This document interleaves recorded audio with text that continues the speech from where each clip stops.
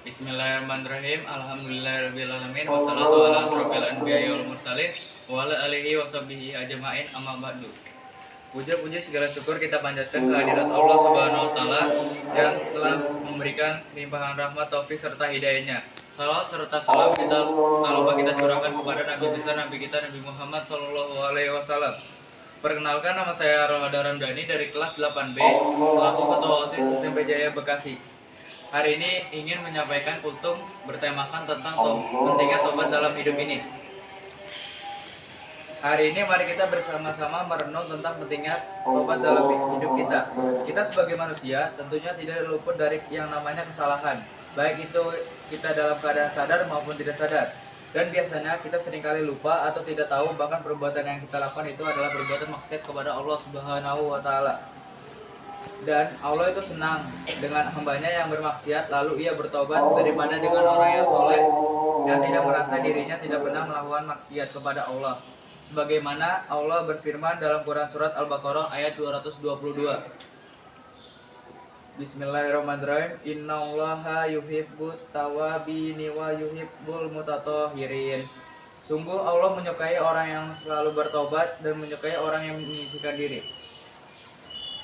Ketika kita sedang bermaksiat kepada Allah dan kita sadar bahwa perbuatan itu adalah salah satu perbuatan maksiat, dan secara tidak langsung akan ada bisikan dari dalam hati kita bahwa perbuatan yang kita lakukan itu adalah salah satu bentuk perbuatan maksiat kepada Allah Subhanahu wa taala. Maka kita sebagai seorang muslim harus merespon bisikan kecil itu dengan cepat. Jangan sampai bisik-bisikan itu kita hiraukan karena itu adalah panggilan iman. Dan ketika kita seringkali menghiraukan panggilan iman itu, maka suatu saat kita akan melakukan maksiat, panggilan iman itu tidak akan muncul kembali, dikarenakan dulu seringkali menghiraukannya. Dan itu adalah salah satu ciri-ciri hati yang mati, karena panggilan iman sudah tak terdengar lagi. Ketika seorang itu sudah berhijrah kepada Allah, maka Allah akan memberikan ketenangan dalam jiwanya, yang mana itu adalah sebuah kenikmatan iman yang tidak pernah rasakan sebelumnya. Apabila seseorang itu sudah merasakan nikmatnya iman, ia akan merasa bersalah dengan dirinya sendiri ketika ia meninggalkan perbuatan yang baik yang sering ia lakukan. Mungkin bagi orang yang belum berhijrah, meninggalkan sholat fardu sudah biasa baginya. Akan tetapi bagi orang yang sudah berhijrah dan merasakan nikmatnya iman, meninggalkan sholat sunnah saja ia merasakan sudah sebuah bencana bagi dirinya. Dan itulah yang dinamakan penyesalan. Iman kita itu terkadang naik dan juga terkadang turun. Ketika kita ingin iman kita itu terus naik, caranya adalah dengan melakukan ketaatan kepada Allah Subhanahu wa taala.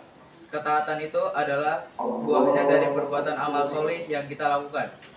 Amal soleh itu adalah perbuatan yang menyangkut ibadah kepada Allah. Contoh seperti sholat dan amalan ibadah lainnya. Jadi kita harus merasakan iman kita sedang turun, maka yang perlu kita lakukan adalah memperbanyak amal solih. Karena dalam Quran kata iman seringkali disandarkan kepada perbuatan amal solih. Contohnya di dalam surat Al-Asr ayat 3. Illal ladzina amanu wa amilus solihati wa tawasaw bil haqqi wa tawasaw bil sabr. Kecuali orang-orang yang beriman dan mengerjakan kebajikan serta saling menasihati untuk kebenaran dan saling menasihati untuk kesabaran.